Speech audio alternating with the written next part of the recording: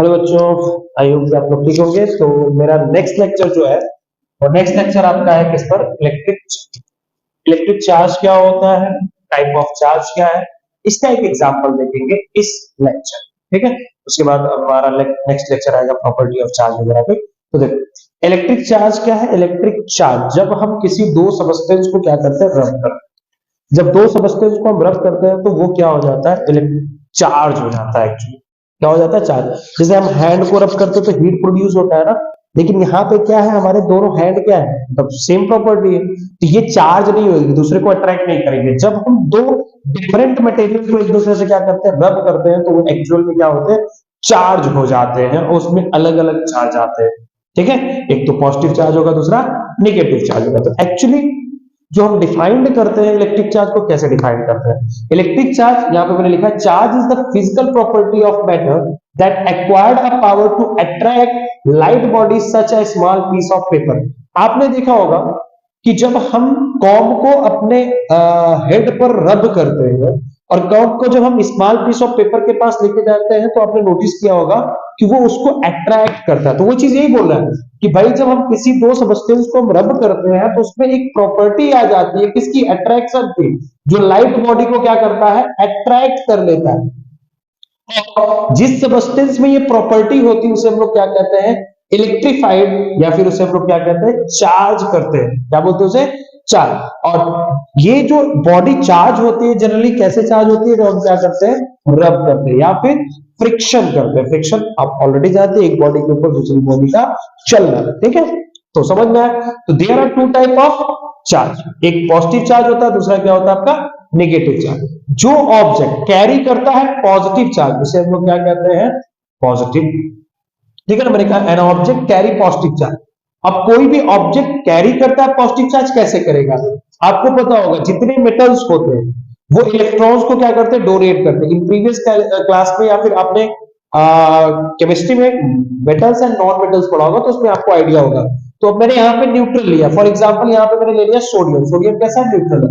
वो जब इलेक्ट्रॉन को लॉस किया तो क्या बना दिया? Positive charge. ठीक है, दूसरा मैंने कहा निगेटिव चार्ज को कैसे डिफाइन करेंगे? Negative, an object carry negative bye gaining of electron. जो सबस्टेंस इलेक्ट्रॉन को गेन करके क्या हो जाएगा, वो becomes negative charge. For example यहाँ पे देखो मैंने लिखा है न्यूट्रल, गेन ऑफ इलेक्ट्रॉन क्या बना लिया? Negative charge. जैसे मान लो क्लोरीन, एक इलेक्ट्रॉन ये क्या करेगा? गेन करेगा, तो क्लोरीन पे कौन सा चार्ज आएगा?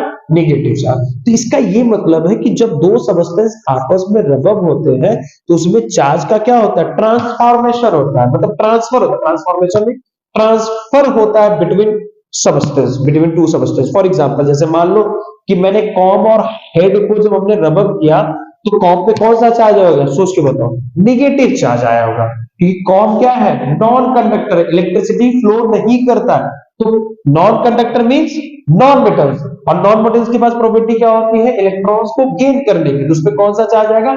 नेगेटिव चार्ज आएगा। हमारे हेड पर कौन सा चार्ज आएगा? पॉजिटिव चार्ज, क्योंकि हम क्या है? कंडक्टर है।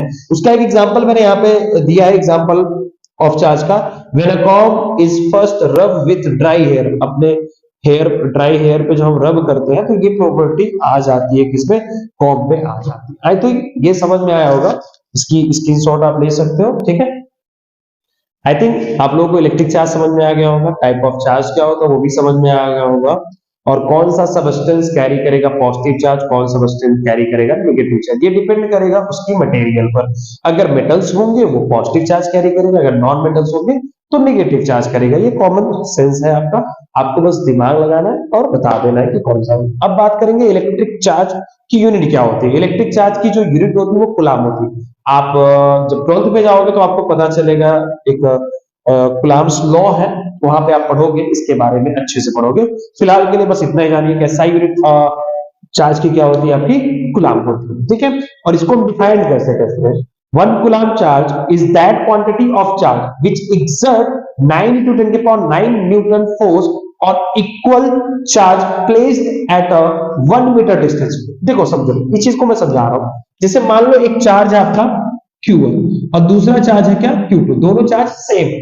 तो मैंने कहा कि ये 1 मीटर की डिस्टेंस पे इनको हमने रख दिया, तो ये वाला जो चार्ज है इस पर क्या करेगा? फोर्स एक्सर्ट करेगा। क्या करेगा? फोर्स एग्जर्ट कर रहा है। कितने का फोर्स एग्जर्ट कर रहा है?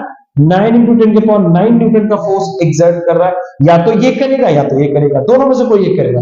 और आप ध्यान दीजिएगा कि इन दोनों चार्जेस के बीच रिपल्सन फोर्स भी होता है और अट्रैक्शन फोर्स होता है। ठीक है, और already you have know that matter contain करता है चार्ज पार्टिकल। हमारे पास मैटर के पास दो चार्ज पार्टिकल होते हैं, एक पॉजिटिव चार्ज पार्टिकल होता है, दूसरा negative charge. Positive charge particle is known as proton, negative charge particle is known as electron. तो मैं यहां पे लिख दिया चार्ज इन प्रोटॉन। तो प्रोटॉन में चार्ज कितना होता है? 1.6 इंटू 10⁻19 कूलम। प्लस मैंने क्यों दिखाया? क्योंकि इस पर कौन सा चार्ज होता है? प्लस चार्ज होता है। चार्ज इन इलेक्ट्रॉन मैंने कितना दिखा? -1.6 into 10⁻19 coulomb. Mass of proton क्या होता है? आप ऑलरेडी पढ़े हो, क्लास 9 में भी पढ़े हो केमिस्ट्री क्लासेस में, और आप यहां पे भी ध्यान दे दो। ठीक है, मास ऑफ प्रोटॉन कितना? 1.67 इंटू 10⁻27 केजी। और पता है मास ऑफ न्यूट्रॉन भी अप्रोक्सीमेटली इतना ही होता है। मास ऑफ इलेक्ट्रॉन कितना होता है? 9 इंटू 10⁻31 केजी होता है। तो ये डेफिनेटली आपको ऑलरेडी आइडिया है।